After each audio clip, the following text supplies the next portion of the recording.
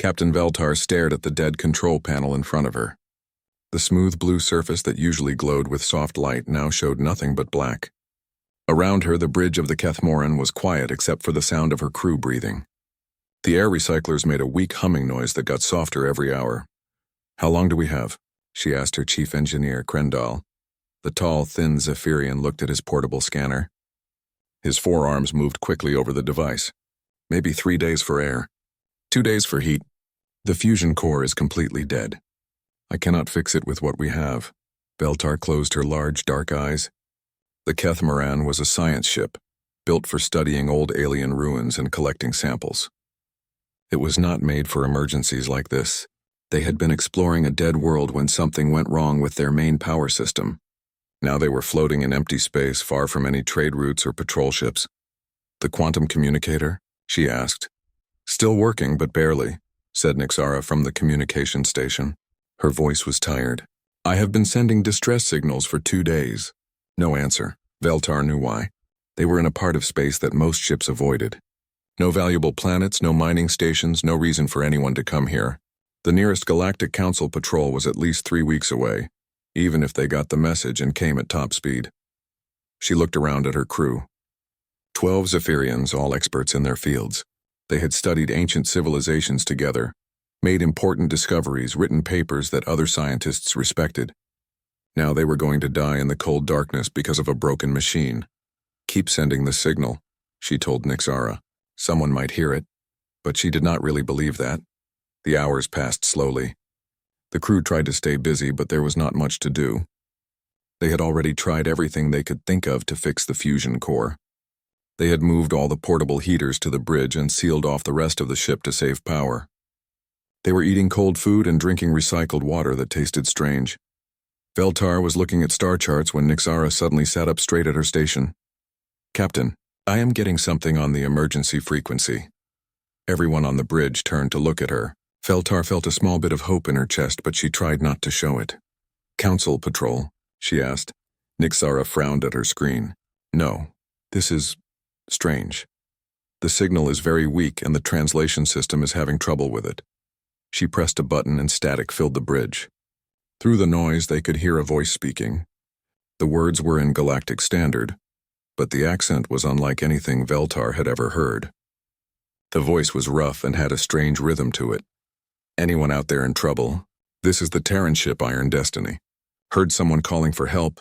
The signal faded in and out. Veltar could only catch a few words at a time. "Merchant vessel. About 20 hours out. If you can hear this, then the signal was gone." The bridge was quiet for a long moment. Finally, Krendal spoke. "Terran? I have never heard of that species." "Neither have I," Veltar said. "Are you sure the translation was correct?" Nixara checked her equipment. "The computer is sure about the language. Galactic Standard, but with an accent it does not recognize." The word Terran was repeated several times. "Maybe it is a new council member," suggested Wartum, the science officer. "Some species that just joined." "Or maybe the translation system is broken," said another crew member. "We might be hearing things that are not really there." Veltar thought about this. It was possible. When ships lost power and air got thin, crews sometimes started hearing voices or seeing things. But the signal had seemed real. "Try to answer them," she ordered. Nixara worked at her controls. "I am sending on all emergency frequencies. If they are really out there, they should hear it." They waited. An hour passed, then 2. The air was getting thinner and the ship was getting colder. Veltar could see her breath now when she spoke. Then the communicator crackled to life again. This time the signal was stronger. "Kethmoran, this is Captain Sarah Chen of the Iron Destiny. We got your message and we are coming to help. Hold tight." The voice was female and spoke with confidence. The strange accent was still there, but the words were clear. Veltar grabbed the communicator. "This is Captain Veltar of the science vessel Kethmoran. Our fusion core has failed and we have limited life support. Are you really coming to help us?" "That is what I said," came the reply. "We should reach you in about 18 hours. Do you have enough air? Maybe it will be close. Then we will make it 17 hours. Iron Destiny out," the signal ended. Veltar stared at the communicator, not sure what to think. "Captain," said Nixara, "I ran a scan while they were talking. That ship is big. Much bigger than us." "Military?" asked Veltar. "I do not think so. The engine signature is wrong for a council warship, and they said they were merchants. Veltar nodded slowly. She had never heard of merchants with ships large enough to help a disabled science vessel. Most trading ships were small and fast, built to carry cargo quickly between systems. They did not usually have the equipment needed for rescue operations, but what choice did they have? If these Terrans were really coming, they were the only hope the crew had. All right, she told her crew. We wait, and we try to make our air last until they get here. The next 16 hours were the longest of Veltar's life. The ship got colder and the air got thinner. 2 of her crew members started having trouble breathing. They moved everyone to the smallest room they could find and sealed it off to conserve what little atmosphere they had left. Then, exactly 17 hours after the last transmission, their sensors detected a ship dropping out of faster-than-light travel. There, said Nixara, pointing at her screen. Large vessel approaching fast. Veltar looked at the sensor readings and felt her eyes widen. The ship was enormous, 3 times the size of the Kethmoran, with a hull that looked thick and strong. But the strangest thing was how it looked. Unlike the smooth, elegant curves of Zephyrian ships or the geometric patterns of council vessels, this ship looked like it had been built by someone who cared more about function than beauty. They are hailing us, reported Nixara. Put them through. The same confident female voice filled the bridge. This is Captain Chen. We are here to help. Prepare for docking procedures. Veltar felt relief wash over her. They were not going to die in the darkness after all. But as she watched the strange alien ship approach, she wondered what kind of people these Terrans were, and why they had come so far to help strangers they had never met. The first thing Captain Veltar noticed about the human ship was that it made no attempt to be quiet. The Iron Destiny dropped out of faster-than-light travel with a flash of energy that lit up their sensors like a small star. Council ships usually arrived with barely a whisper, their advanced systems designed to slip through space without disturbing anything. This ship announced itself to the universe. By the ancestors, whispered Krendal, staring at his scanner readings. Look at the size of that thing. Through the Kethmoran's main viewer, they could see the approaching vessel. It was massive, easily 3 times their size, but it looked nothing like any ship Veltar had ever seen. Where Zephyrian vessels were built with flowing lines and graceful curves, this ship looked like someone had taken several smaller ships and welded them together. The hull was covered in patches and reinforcement plates. Strange antenna and weapon mounts stuck out at odd angles. Captain, said Nixara from her communications post, they are sending us technical specifications for docking, but these numbers do not make sense. Veltar looked at the data on her screen. What do you mean? Their docking ports are the wrong size for our ship. The pressure seals are different. Even the atmosphere mixture is wrong. Nixara paused. According to this, they breathe a different gas mixture than we do. This was strange. All spacefaring species in the Galactic Council used the same standard atmosphere and docking systems.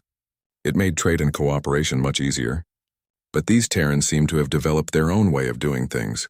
The communicator crackled to life. Kethmoran, this is Captain Chen. I see your docking systems are different from ours. No problem. We will bring you aboard our way.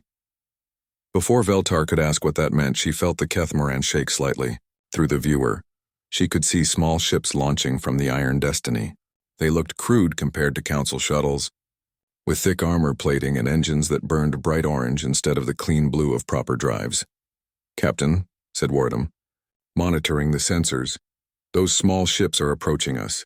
They have some kind of tractor beam, but it is unlike any design I have seen. They are attaching something to our hull, reported Krendal. The ship shook again, more strongly this time. Then they heard a sound that made Veltar's blood run cold, the screech of metal being cut. They are cutting through our hull, shouted Nixara. Veltar jumped to her feet. Open a channel. Tell them to stop! But before she could speak, a new voice came over the communicator. This one was male with the same strange accent as Captain Chen. Relax, folks. We know what we are doing. Just cutting a temporary airlock. We will patch it up good as new when we are done. Veltar stared at the speaker in shock.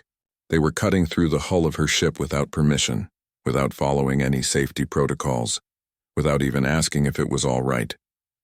In Council space, such an action would cause a diplomatic incident. Minutes later, they heard the sound of heavy boots in the corridor outside the bridge. The door slid open and 3 figures walked in. Veltar had never seen anything like them. They were shorter than Zephyrians, with only 2 arms each, and their skin was a strange pink-brown color. They wore bulky suits that looked like they had been repaired many times, with patches and replacement parts of different colors. Their helmets were thick and practical, with multiple lights and sensors attached. The one in front pulled off his helmet, revealing a face covered in hair. Veltar had read about species that grew hair, but she had never seen it before. It was gray and white, and the human's eyes were a bright blue color. "Captain Veltar," the human said, extending one hand toward her.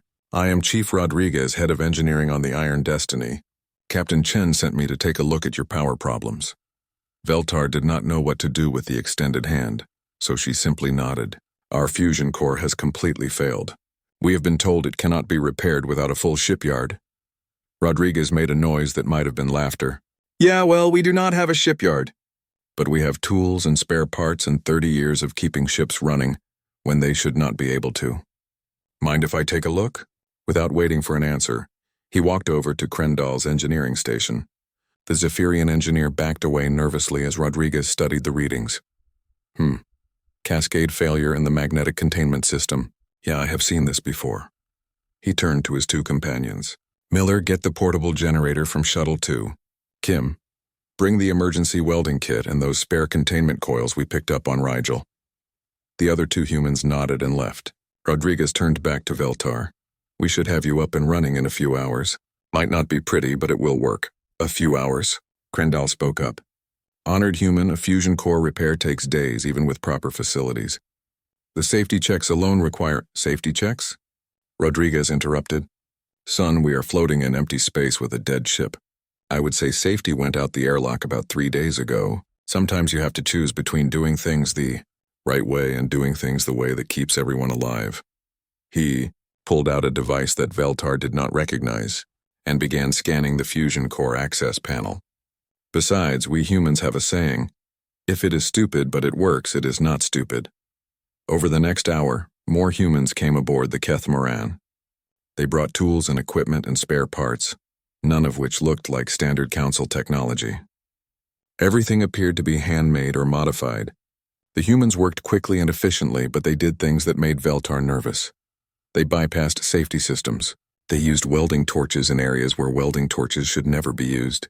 They attached devices to the fusion core that had warning labels in 3 different languages. When Krendal tried to point out that they were violating several important safety regulations, Rodriguez just shrugged. "Regulations are written by people who have time to think about the best way to do things," he said, connecting a wire that sparked when it touched the contact. "We are people who need to do things right now." Captain Chen's voice came over the communicator. "How are we doing down there, Rodriguez?" "Almost finished, Captain.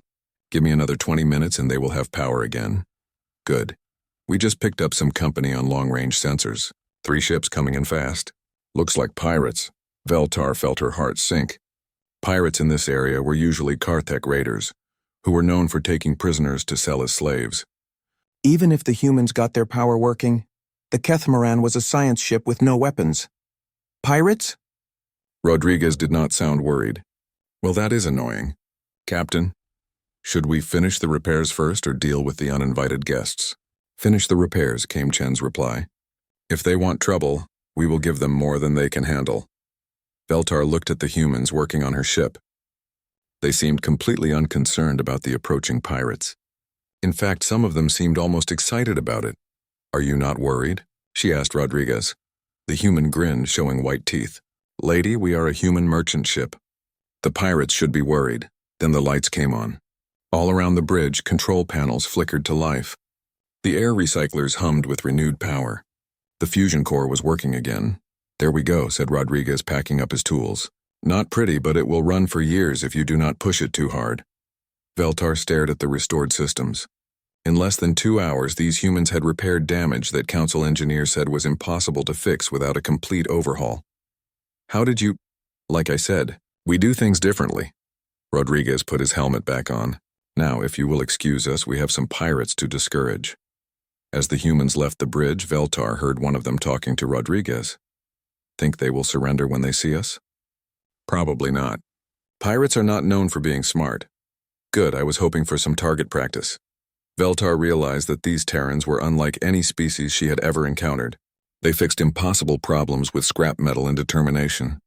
They cut through her ship's hull like it was normal procedure. And now they were looking forward to fighting pirates. She began to wonder what other surprises these humans had in store. Captain Veltar watched the sensor display with growing concern. 3 ships had dropped out of faster-than-light travel and were approaching fast.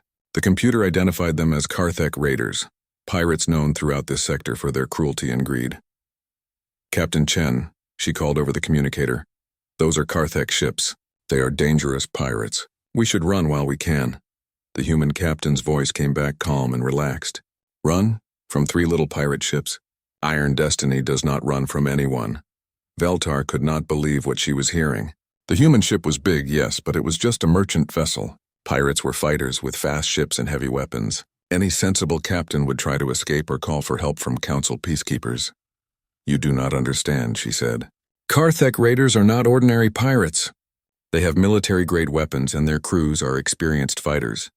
The proper response is to withdraw and contact authorities." "Authorities?" Captain Chen laughed. "Lady, we are the authorities out here." Through the Kethmoran's viewer, Veltar could see the 3 pirate ships approaching in formation. They were sleek and deadly-looking with weapon ports glowing red along their hulls. The lead ship was already charging its main guns. "Iron Destiny," came a harsh voice over the emergency frequency. "This is War Captain Grekvar of the Crimson Fang. You will surrender both ships immediately or be destroyed." The human response was immediate and cheerful. "Hi there, Grekvar. This is Captain Chen. I have a counteroffer.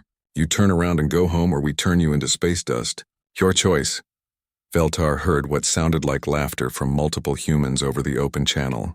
On her sensors, she could see the Iron Destiny changing course to put itself between the Kethmoran and the approaching pirates. But the big ship was not running away. Instead, it seemed to be moving toward the pirates. "You dare threaten us, merchant scum?" Grekvar's voice was full of rage. "We are Karthek warriors. We fear nothing." "Karthek warriors," came a new human voice over the channel. This one sounded young and excited. "Never heard of them. Should we be impressed?" "Deploy for combat," Captain Chen ordered her crew. "Weapons free. Let us show these warriors how humans say hello." Veltar watched in amazement as the Iron Destiny began to transform. Panels slid open along the hull, revealing weapon ports she had not noticed before. Turrets rose from hidden compartments. Energy readings spiked as massive power systems came online. "By the ancestors," whispered Wardham, staring at his scanner. "Captain, that ship has enough firepower to level a small moon." The lead pirate ship fired first, sending a bolt of red energy toward the Iron Destiny. Veltar expected to see the human ship take evasive action, following standard combat doctrine. Instead, the Iron Destiny simply raised its shields and took the hit directly. The energy bolt splashed harmlessly against the barrier. "Was that supposed to hurt?" asked Captain Chen. "Our turn." What happened next was unlike any space battle Veltar had ever seen or studied. Zephyrian combat doctrine emphasized elegant maneuvers, precise targeting, and minimal collateral damage. Council peacekeepers fought with discipline and restraint, always trying to disable rather than destroy. Humans, apparently, had different ideas about combat. The Iron Destiny opened fire with everything it had. Dozens of weapons fired at once, filling space with energy beams, projectiles, and things Veltar could not identify. The first pirate ship disappeared in a ball of fire and debris before it could fire a second shot. "Holy cow, Miller," shouted someone over the human channel. "Did you see that?" "Direct hit on their reactor." "Nice shooting, Kim. Target the next one." The second pirate ship tried to use its speed advantage, diving under the human ship and firing at what should have been a weak spot in the armor. The pirates had good tactics and their captain was clearly experienced. It did not matter. The Iron Destiny simply rotated in place and fired again. More weapons than the Kethmoran had sensors to track filled space with destruction.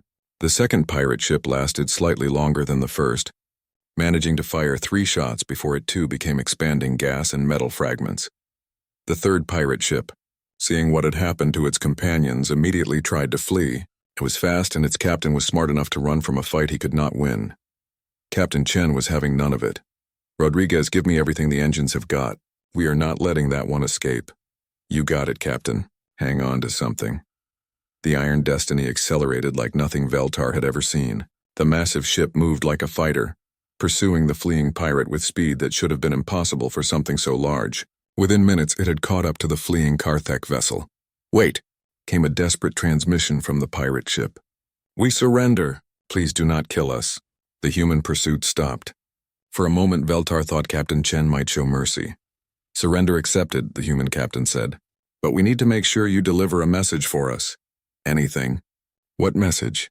"Tell every pirate, raider, and scumbag in this sector that humans do not like people who attack helpless ships. Tell them that if we catch anyone preying on civilians, we will hunt them down and introduce them to the vacuum of space. Are we clear?" "Yes, very clear. We will tell everyone." "Good. Now get out of here before I change my mind." The pirate ship fled at maximum speed, disappearing into faster-than-light travel as quickly as its damaged engines could manage. Veltar stared at the empty space where 3 pirate ships had been just minutes before. 2 were completely destroyed, and the 3rd was running home with a message of terror. The entire battle had lasted less than 10 minutes. "Keth Moran, this is Captain Chen," came the human's voice. "Sorry about the interruption. Are you folks all right over there?" Veltar found her voice. We are fine." But those were Karthek raiders. They have been terrorizing this sector for years. Council peacekeepers have been trying to stop them for months. "Well, they will not be terrorizing anyone else," Chen replied. "At least not those 3 ships." "How did you—" Veltar paused, trying to find the right words. "Your ship is listed as a merchant vessel. But you fight like a warship." "No, you fight better than most warships. Out here on the frontier, the line between merchant and warship gets a little blurry," Chen explained. "We carry cargo, yes, but we also protect ourselves and anyone else who needs help. Pirates learn quickly that attacking human ships is bad for their health." Chief Rodriguez's voice came over the channel. "Captain, we have got some nice salvage from those pirate ships. Their power cores are intact and they use the same type of focusing crystals as the Kethmoran. We could upgrade their fusion system with the spare parts." "Do it," Chen ordered. "Our Zephyrian friends should have better power systems before they head home." Veltar was confused. "You want to give us salvage from the pirates?" "Sure. Consider it payment for letting us help you. We humans do not like being in debt to anyone." Over the next few hours, human work crews transferred salvage from the destroyed pirate ships to the Kethmoran. They installed new power couplings, upgraded the shield generators, and even added some basic defensive weapons to the science vessel.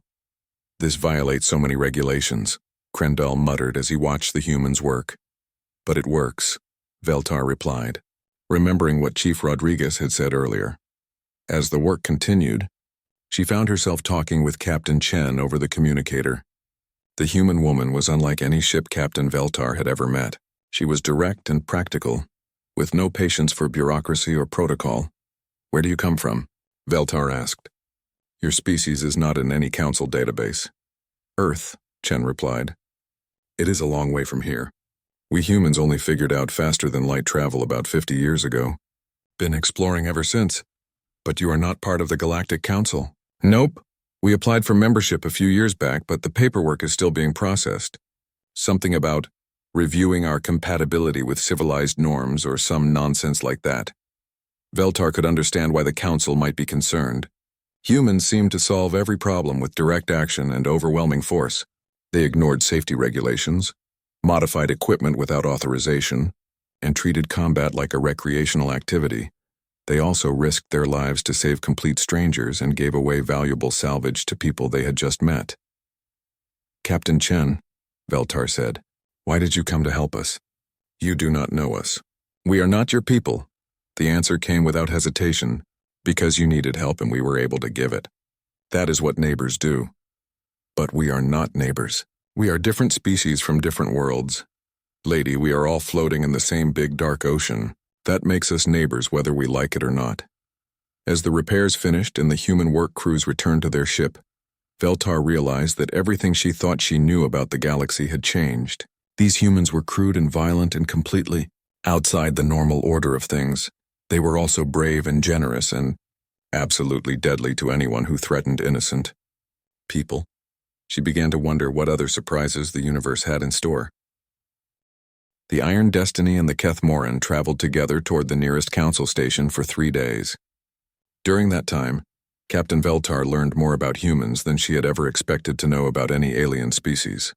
They were loud. Even through the hull of her ship, she could hear them talking, laughing, and sometimes shouting at each other. When she asked Captain Chen about this, the human woman just laughed. Rodriguez and Miller are arguing about the best way to modify your power coupling, Chen explained.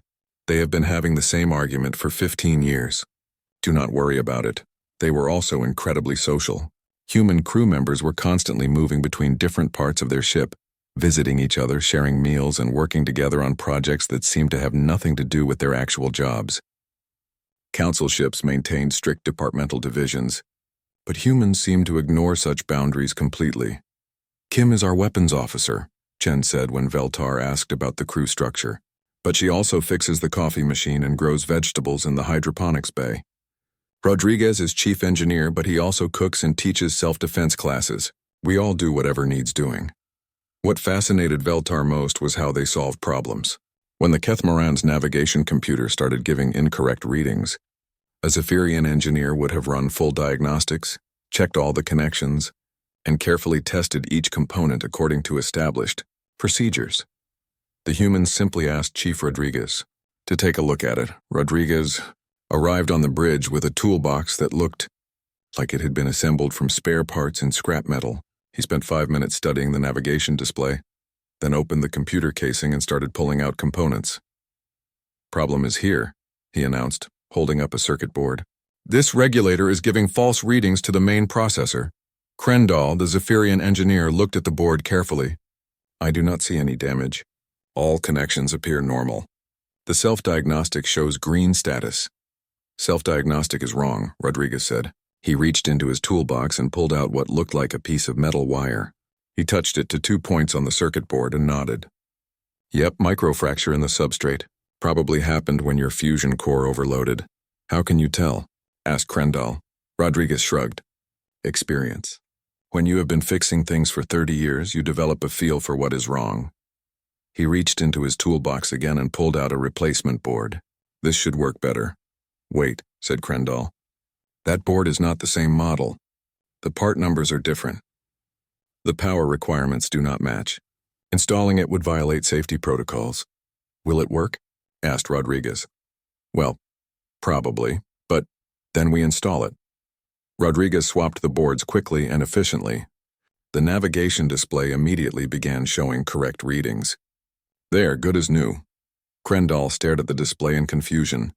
But how did you know it would work? You did not run any compatibility tests or check the technical specifications. Because I have used these boards before, Rodriguez explained patiently. The power requirements are close enough and I modified the connectors to fit properly. Sometimes you have to improvise. This was typical of how humans approached every problem. They ignored established procedures, used equipment in ways it was not designed for, and somehow made everything work better than it had before. It should not have been possible, but Veltar was seeing it with her own eyes. The next day, they encountered another example of human problem-solving methods. The Kethmoran's water recycling system had been damaged during their original emergency. It worked, but the water tasted bad and the filters needed constant cleaning. When Captain Chen learned about this, she immediately offered to help.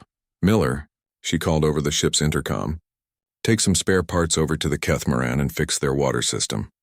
Miller arrived an hour later with 2 other humans and a collection of equipment that Veltar did not recognize.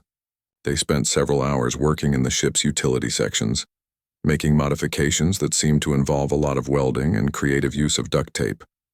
What exactly are you doing?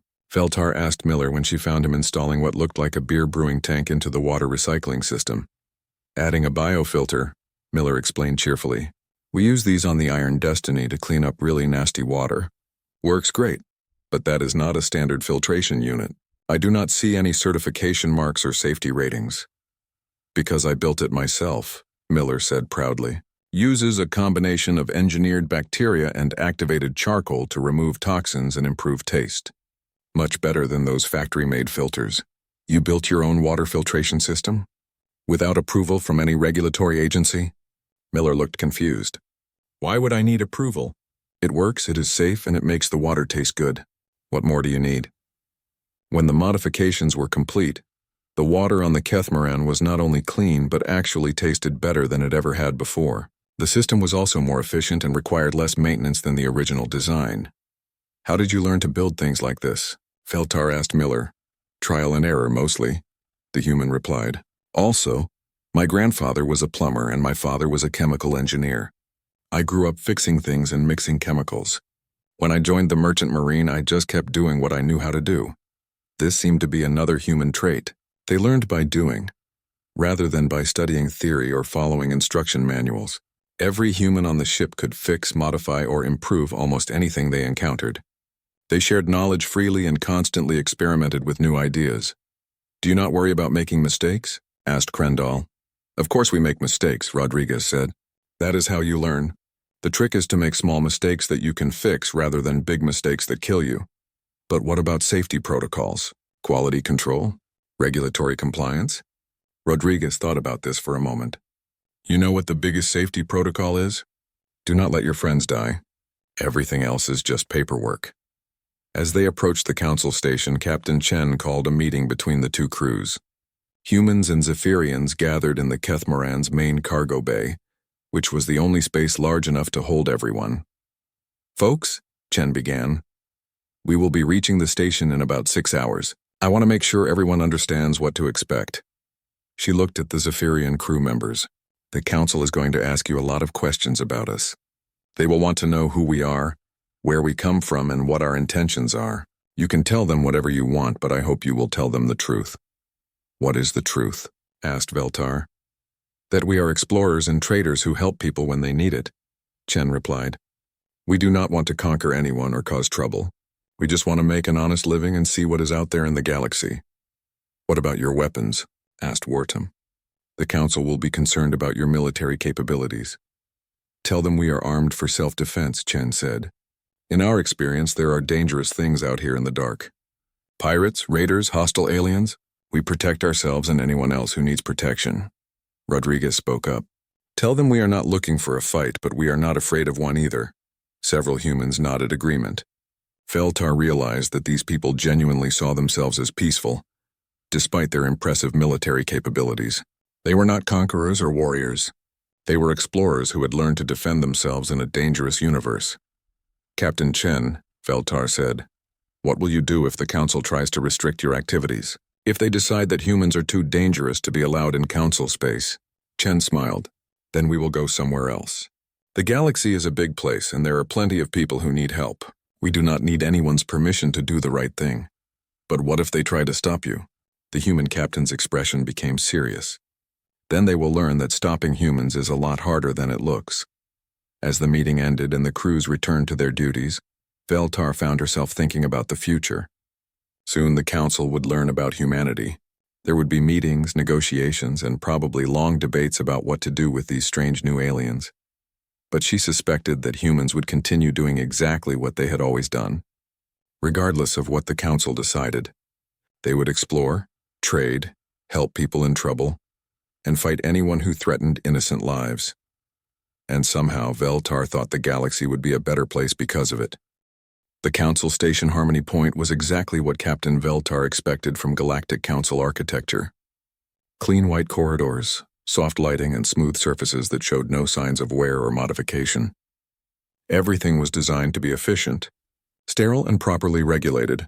The Iron Destiny looked completely out of place next to the elegant council vessels in the docking bay. Well, said Captain Chen as they watched the station's security teams approach through the viewing port. This should be interesting. Veltar had sent ahead a full report about their rescue and the encounter with the pirates. She had tried to be factual and objective, but she knew that some of her descriptions would be hard for council officials to believe. A merchant ship that could destroy 3 pirate vessels in minutes? Humans who repaired fusion cores with spare parts and intuition? It sounded like fiction. The first council official to board the Kethmoran was Administrator Thexna, a tall, thin Altarian with pale blue skin and large dark eyes. She wore the formal robes of the diplomatic corps and carried herself with the dignity expected of her position. Captain Veltar, she said in perfect, formal galactic standard, I have read your report with great interest. I must say some of your claims are quite extraordinary. I understand your skepticism, Veltar replied. I would not have believed it myself if I had not seen it. Administrator Thexna looked around the bridge of the Kethmoran. Her trained eye immediately noticed the modifications the humans had made. These are not standard components. No. The humans upgraded our systems using salvage from the destroyed pirate ships, and you allowed unauthorized aliens to modify a council science vessel? Veltar felt a flash of irritation. I allowed the beings who saved our lives to make improvements that will help us serve the council better.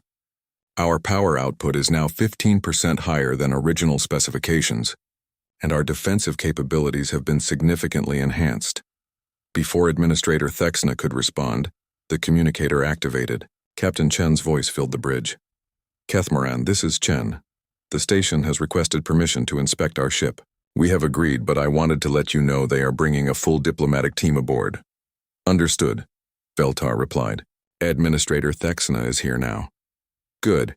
If anyone has questions about what we did to help you folks, just have them call us. We have nothing to hide. The next few hours were a blur of meetings, inspections, and formal inquiries. Council experts examined the modifications to the Kethmoran, interviewed the crew about their experiences, and carefully reviewed all sensor logs from the pirate encounter. Meanwhile, a separate team conducted a formal first contact protocol with the humans. This should have been a lengthy process involving cultural exchanges, careful translation checks, and extensive background research. The humans compressed it into a 3-hour meeting, where they answered every question directly and offered to share any information the council wanted. They are remarkably open. Administrator Thexna told Veltar during a break in the proceedings. Most species guard their technological and cultural secrets carefully during first contact. These humans seem eager to share everything they know. That is consistent with their behavior during our rescue, Veltar replied. They gave us valuable salvage and upgrades without asking for anything in return. Yes, about that. The administrator looked troubled. Our technical experts are quite impressed with the modifications to your ship. The power coupling design is actually superior to current council standards. The defensive systems, while crude, are remarkably effective. Is that a problem? Potentially. A species that can make such improvements using nothing but salvage and improvised tools represents a significant technological capability. There are concerns about what they might accomplish with proper resources and facilities. That evening, Veltar was invited to attend a formal dinner where council officials would meet with the human crew. She was curious to see how her rescuers would handle diplomatic protocol. The answer was they largely ignored it.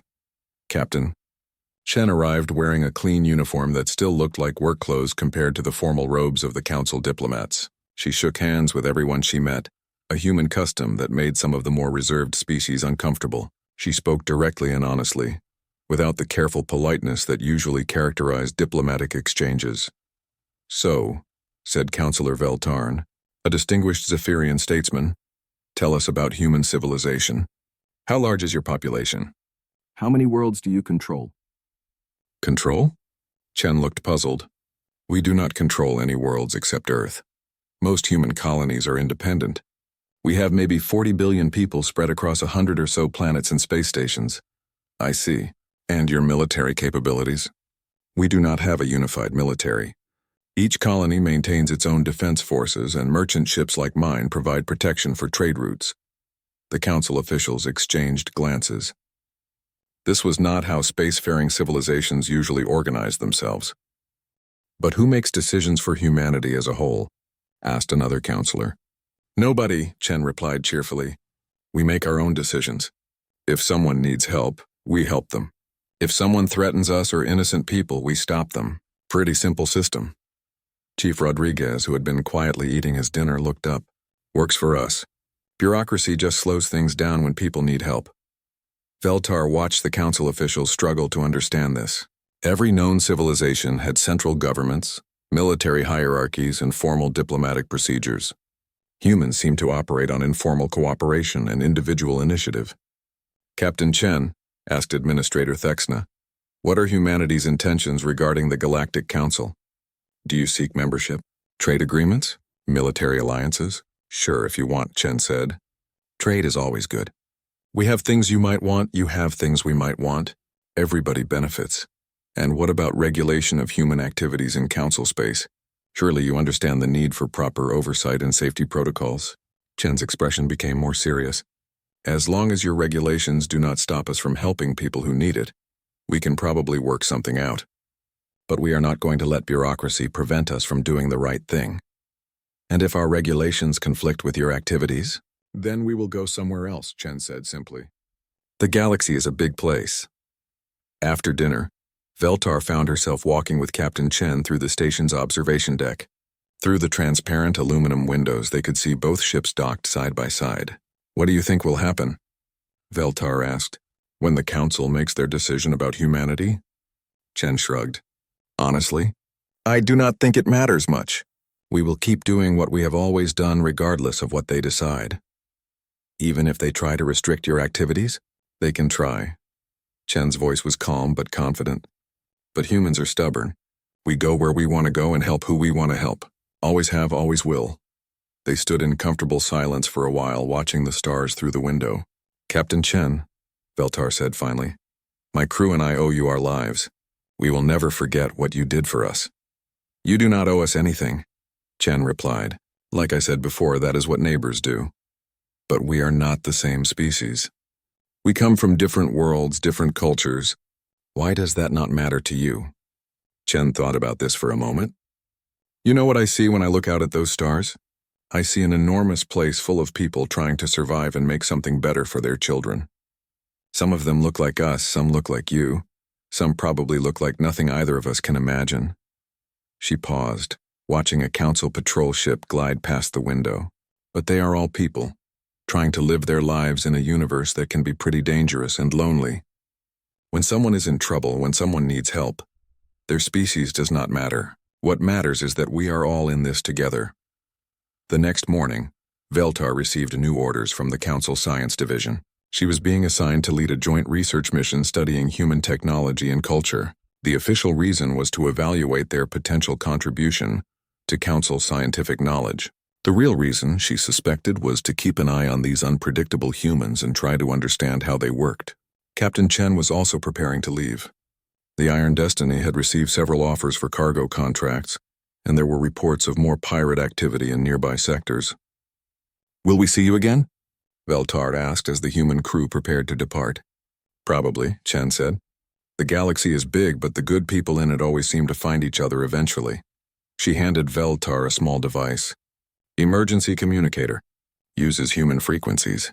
If you ever need help and the council cannot provide it, call us. We will come. Even if we are far away, distance does not matter. People matter. As the Iron Destiny undocked and began moving away from the station, Veltar realized that her life had been changed in ways she was still discovering. She had seen a different way of approaching the universe, one based on action rather than procedure, on helping others rather than following regulations.